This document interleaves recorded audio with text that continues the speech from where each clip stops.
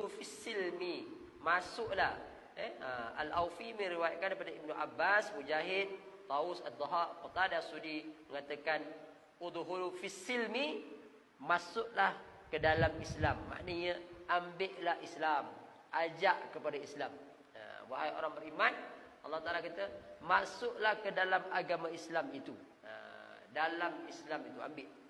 Dan masih mengenai firman tersebut, Ad-Dhahak riwayat daripada Ibnu Abbas, Abu Aliyah, Rabi' bin Anas, yakni Qatadah mengatakan iaitulah juga dalam permuafakatan ataupun perdamaian.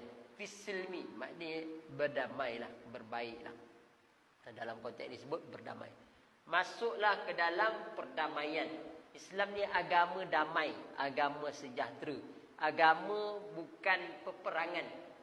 Walaupun orientalis mengatakan Islam tertegak mata pedang, tetapi sejarah membuktikan tak payah tengok jauh, tanah Melayu saja. Orang Melayu masuk Islam ketika para mesuara masuk Islam, diislamkan Syekh daripada Abdul Aziz di Mekah. Sejarah mengatakan gitu. Tidaklah disebabkan peperangan. Tak ada pula kita dengar orang Arab datang untuk perangi orang Melayu suruh masuk Islam, tak ada. Tapi orang Melayu masuk Islam disebabkan adilnya Islam, indahnya Islam, comelnya Islam ini, sehingga orang Melayu tertarik dan masuk Islam.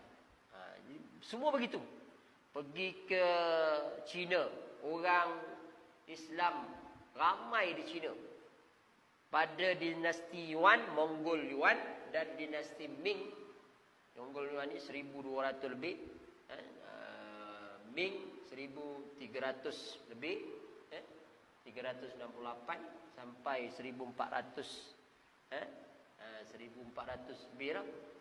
Maknanya tetap mereka ini bukan masuk Islam sebabkan peperangan. Jadi masuk dalam keadaan damai, sejahtera. Sebab Islam tu agama yang adil. Kalau berniaga, berniaga jujur. Kalau berpolitik, politik secara tidak berlebih-lebihan, secara adil, secara ikut syariat.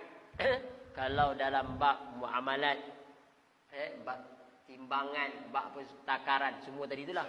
Maknanya semua tadi dibuat secara baik. Jadi Qatadah mengatakan iaitulah al-udkhulu fis silmi, masuklah dalam perdamaian, agama yang damai. Jangan permusuhan. Sebab tu ada ayat-ayat mengatakan wa ta'awanu 'alal birri wat taqwa, bertolong-menolonglah kamu dalam bir, kebaikan dan juga takwa. Wala ta'awanu, jangan kamu bertolong-menolong dalam alal udwi, itulah atas permusuhan, pergaduhan. Wala ta'awanu 'alal ismi wal udwan, dosa dan juga permusuhan. Jangan kita tolong-menolong. Dah tahu dah kawan kita ini, adik-beradik kita ini, jiran kita ini, dia melakukan dosa, dia melakukan apa. Jangan pula kita membela kejahatan mereka. Ini kita kena jaga lah. Ini kita kena nasihatkanlah.